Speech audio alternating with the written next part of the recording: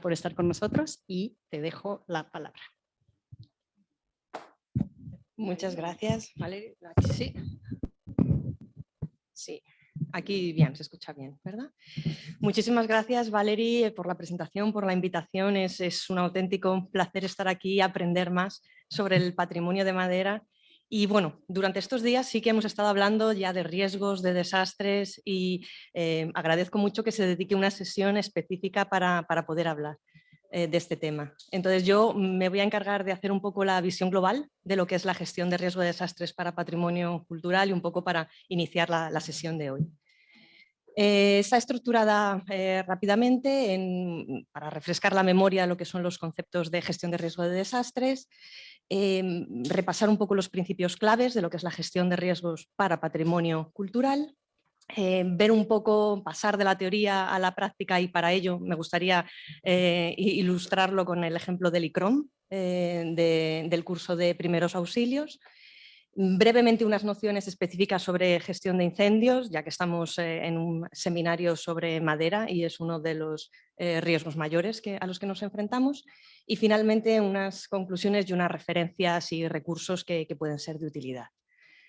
Empezando, refrescando un poco los conceptos de qué es la gestión de riesgos, deberíamos empezar entendiendo qué es el riesgo, ¿no? Entonces, todos saben que tenemos amenazas de carácter natural, tenemos una exposición con ciertas vulnerabilidades y en función a esos tres factores podemos calcular el riesgo que tenemos. Una vez que hemos entendido esto, podemos pasar a reducirlo, que es uno de los objetivos mayores de la gestión de riesgo de desastres. Y en algunas ocasiones podremos prevenirlo, en otras ocasiones podremos mitigarlo, en función de los análisis que hemos realizado previamente. Estas dos etapas son antes de que suceda un evento. Durante la acción de un evento peligroso hemos tenido que prepararnos previamente y nos enfrentamos a la respuesta de emergencia, para lo que tenemos que ser lo más eficiente y rápido posible. Y una vez que el evento no lo podemos evitar y sucede, viene la fase post-desastre, que sería la recuperación. Pero no una recuperación para volver al punto de partida, sino una recuperación resiliente. Tiempo atrás se solía presentar la gestión de riesgos como un círculo, pero dejó de utilizarse esta representación porque realmente al final del círculo no deberíamos estar en el punto en el que estábamos al principio. Deberíamos haber mejorado nuestra situación para, una vez que nos enfrentemos al siguiente evento, que lamentablemente sucederá, estar mejor preparados y que las consecuencias sean menores. Esto se traduce en un mensaje que llevo 3 días ya con ganas de comunicarles, porque he oído varias menciones a los desastres naturales. Pues bien, no, los desastres no son naturales. Y este es el símbolo de una campaña que surgió a partir de un par de universidades de Reino Unido y lo apoya la Oficina de Naciones Unidas para Reducción de Riesgo de Desastres, que intenta dejar de llamar a los desastres naturales, porque realmente no lo son. Las amenazas son naturales, los huracanes, los terremotos, pero no tienen por qué convertirse en un desastre. En nuestra mano está entenderlos, prevenirlos, y sobre todo porque los desastres no afectan a todo el mundo igual. Hay comunidades más vulnerables, hay personas más vulnerables que afectan de manera distinta. Y poniendo el adjetivo naturales a los desastres, como que se evade un poco la responsabilidad que está en nuestra mano de actuar y de mejorar. Supongo que están familiarizados con el marco de Sendai, es el documento clave para gestión y reducción de riesgos de desastres. Es para el periodo 2015-2030, el predecesor, el marco de Hyogo, era para 2000-2015, y la gran innovación de Sendai, innovación para nosotros que nos interesa, es que por primera vez incluye cultura como uno de las dimensiones claves para reducir gestión de riesgo. Volviendo un poco a lo que es la identificación de riesgo ya específica para patrimonio cultural, como decía al principio, tenemos una amenaza que puede ser de origen natural o puede ser de origen humano. Tenemos la exposición, que en nuestro caso son las personas, el patrimonio cultural y las vulnerabilidades asociadas. Como las amenazas es muy complicado reducirlas, la exposición, sobre todo para el tema de patrimonio cultural, es complicado también porque algunas construcciones nuevas pues, se pueden demoler y construir de una manera más resiliente. El patrimonio es más complicado. La clave para reducir el riesgo es reducir la vulnerabilidad.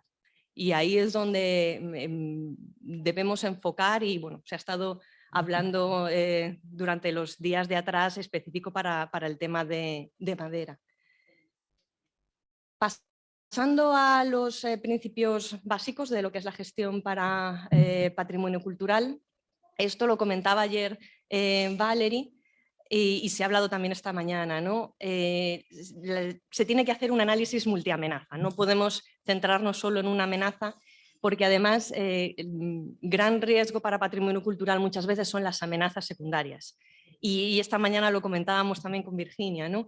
Los terremotos no afectan a las estructuras de madera, sin embargo un incendio que puede causarse tras un terremoto por cortes eléctricos, por cortocircuitos, por velas en iglesias que se caen, es clave, ¿no?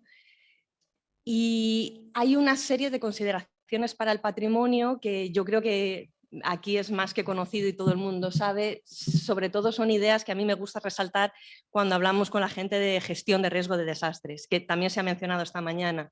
No, mucha gente no tiene conocimiento de los valores añadidos del patrimonio, todos los atributos. Explicar lo que es el patrimonio intangible es muy difícil para la gente de gestión de riesgos.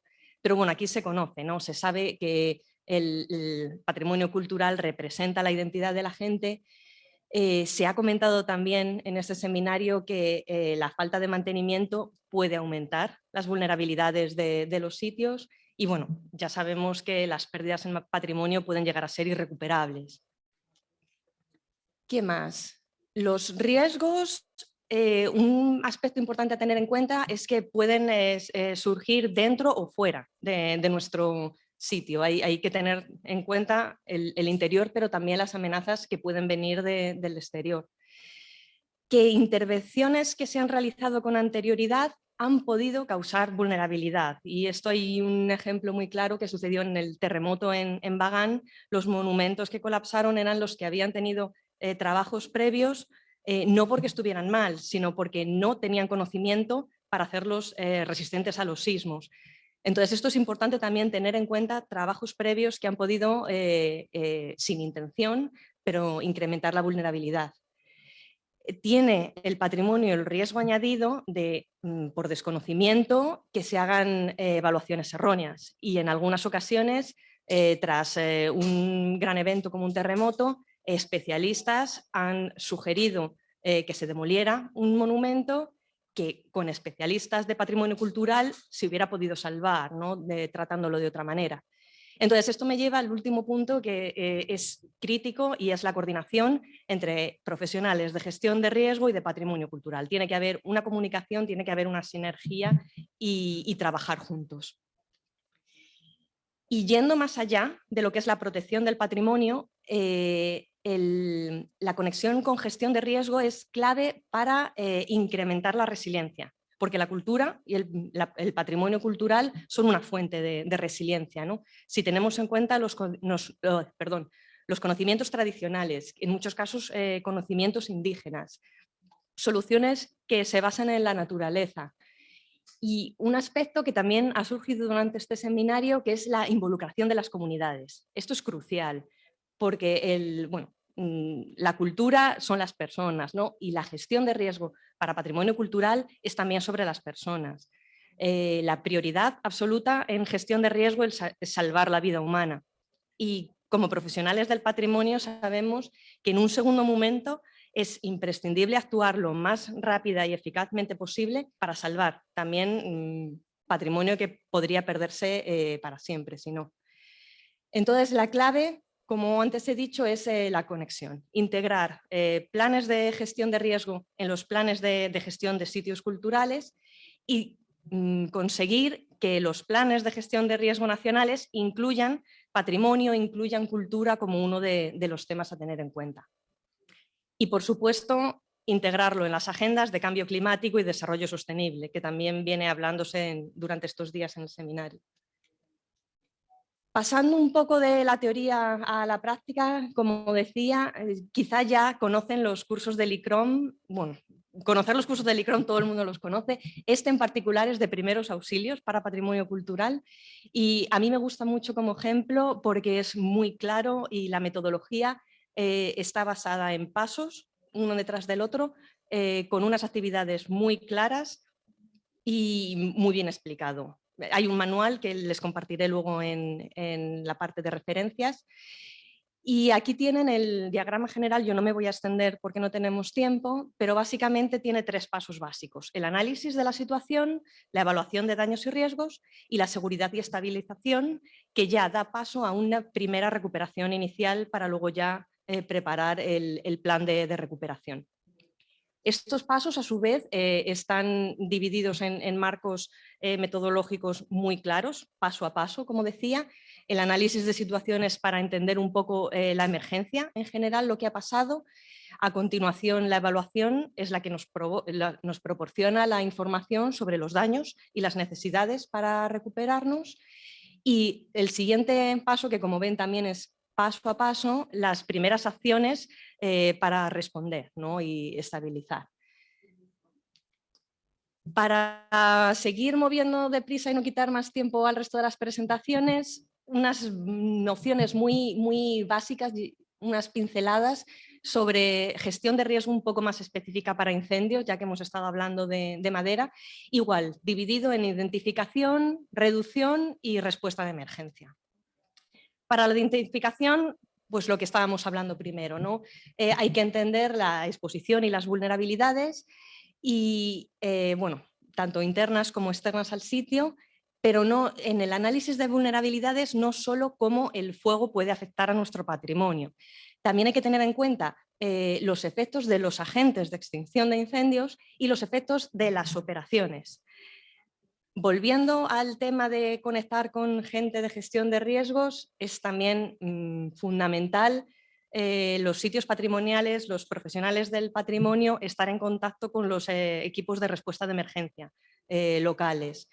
El ejemplo de Italia es buenísimo porque el Vigili del Fuoco, los bomberos, tienen todo un departamento sobre patrimonio cultural y la respuesta que hacen es inmediata y con mucho conocimiento, pero eso no suele pasar en la mayoría de los países.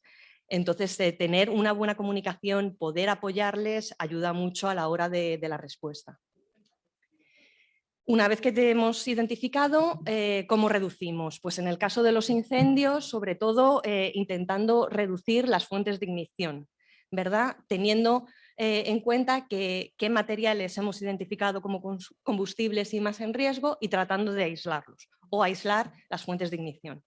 Igualmente, para proteger patrimonio, pues podemos utilizar materiales que no son combustibles, ¿no? Como vidrio, hormigón, yeso. Y otro punto clave para el incendio, para reducir la propagación, son la compartimentación de los espacios. Tratar que no se propague, que no pase de una sala a otra, que no pase de un piso a otro.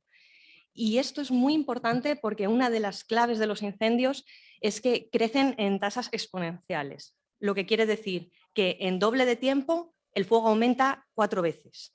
O sea, la rapidez con la que un fuego se va a ir propagando es mucho mayor que el tiempo que pasa. Por eso es tan importante tratar de reducir o tratar de extinguir un incendio lo antes posible. Y esto también se hablaba esta mañana con Virginia sobre el tema de la madera, ¿verdad? Respuesta de emergencia, pues lo clave es estar preparado en sitios culturales, tener medios para extinguir los incendios, ya sean extintores, que aquí hay que tener en cuenta que necesitan cierto entrenamiento, o sea, la gente necesita saber cómo manejarlo, mantas, cubos de arena, estar preparado para poder acceder lo más rápido posible. Igualmente, con bocas de incendio y mangueras requieren cierto entrenamiento, ¿no? Cierta metodología a utilizar. Y luego, para intentar que no se extinga, una idea que a mí me pareció muy curiosa es palos o picas para descolgar cortinas, por ejemplo, o materiales colgantes. Siempre pensando, esto es, por supuesto, medidas en los primeros momentos de un incendio, como diríamos, de andar por casa. Es crucial tener sistema de alarma que esté conectado con los servicios de emergencia, pero muchas veces no se puede confiar en los servicios de emergencia porque en muchas ocasiones no tienen capacidad, o ha habido casos en los que un monumento ardido no ha podido tener buena respuesta porque había varios incendios en la ciudad y no daban abasto. O sea, lo antes que se pueda extinguir un incendio es una de las grandes claves. El tema de la ventilación me gustaría resaltarlo aquí porque a mí es algo que también me pareció curioso cuando aprendí este concepto, porque uno piensa que los incendios necesitan oxígeno. Si se corta el oxígeno, se corta el incendio, pero esto no sucede así en los espacios, porque los materiales, aunque no haya ventilación, pueden retener el calor interior y en el momento que se abre un poco de ventilación es cuando puede haber incluso una explosión. Por eso es importante en el caso de gestión de incendios asegurar que hay ventilación y por supuesto en el momento que llegan los servicios de emergencia tratar de colaborar. Bueno, todo esto por supuesto no poniéndose nunca en riesgo. La primera lección es salvarse a uno mismo e intentar luego proteger el patrimonio, ¿no? Y en el tema de los incendios hay que tener en cuenta también los medios de extinción, cómo pueden afectar a nuestro patrimonio, para tenerlo en cuenta a la hora de preparar un plan de gestión de incendios. Para terminar, las tres conclusiones que yo resaltaría, y las dos primeras van muy en línea una con la otra, es la integración de la gestión de riesgos con el patrimonio cultural, comunicación entre profesionales e intentar que se integre dentro de las leyes, de los planes. Y el último punto que, una vez más, lo hemos estado hablando y ojalá salga algo bien sólido de aquí, es integrar a las comunidades. Uno, porque para la gestión de riesgo lo que queremos es proteger a la gente, lo primero. En segundo lugar, proteger nuestro patrimonio y al final lo que decíamos, el patrimonio son las personas, ¿no? Es la identidad, es la cultura. Y en segundo lugar, porque las comunidades son las primeras que pueden además ayudar a proteger el patrimonio en caso de emergencia. Son las que están allí, son las que conocen el sitio mejor que nadie y aparte de ser resilientes pueden ayudar en un momento de emergencia a actuar sobre el patrimonio. Me quedo con el lema del ICROM, de la cultura no puede esperar. Y muy rápidamente, como les he prometido referencias, estas las puedo compartir para no alargarme más. Lo que les comentaba de que los desastres no son naturales, entendiendo el riesgo. Esto ya lo compartió Valerie, las referencias del ICRON. También yo les recomendaría echar un ojo a los cursos del ICROM. Los que no los conozcan son realmente útiles y eficaces. Barriendo para casa, como decimos, en UNESCO tenemos los fondos de emergencia para patrimonio que se activan muy rápidamente a través de las oficinas de UNESCO de los países cuando surge una emergencia y bueno, se pueden utilizar de apoyo. Y hay también informes anuales que pueden consultar para ver los proyectos que ha habido en el pasado. Aquí lo ha dicho todo Stephanie esta mañana, no tengo que decirles todo la labor que hace el World Monument Fund.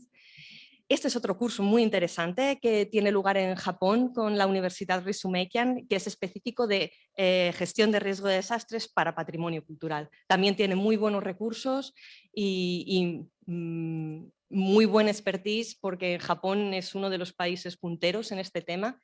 De hecho, sacamos una publicación cuando todavía estaba con el Banco Mundial y GFDRR sobre la experiencia japonesa en gestión de riesgos de desastres. Otras dos publicaciones, bueno, la de gestión de riesgos también la presentó Valerie ayer y tenemos el Post-Disaster Needs Assessment, la evaluación de necesidades post-desastre, que se hizo un módulo específico para el sector de cultura. A mencionado antes que soy parte de la red de ICORP, todo el mundo conoce ICOMOS, ICORP es el Comité Científico sobre Preparación de Riesgo y esta iniciativa en concreto se la quería compartir por el tema de involucración de las comunidades. Se llama ICORP on the Road, en la carretera, y son pequeños documentales a base de entrevistas de comunidades locales de distintos países que se han enfrentado a desastres y cómo lo han gestionado o qué impacto ha tenido. Entonces, para el tema de involucración de las comunidades creo que es muy interesante. Y ya para terminar, hemos hablado de cambio climático, de cómo proteger el patrimonio, pero si no conocen la red Climate Heritage, también les recomiendo que le echen un ojo, porque es como el sector del patrimonio y el sector cultural pueden también contribuir al cambio climático. Y eso hay algo que también Virginia ha dicho esta mañana sobre las construcciones de madera que pueden ser de utilidad. Yo ahí sí recomendaría sinergias para seguir explorando ese tema. Y aquí les dejo. Muchísimas gracias.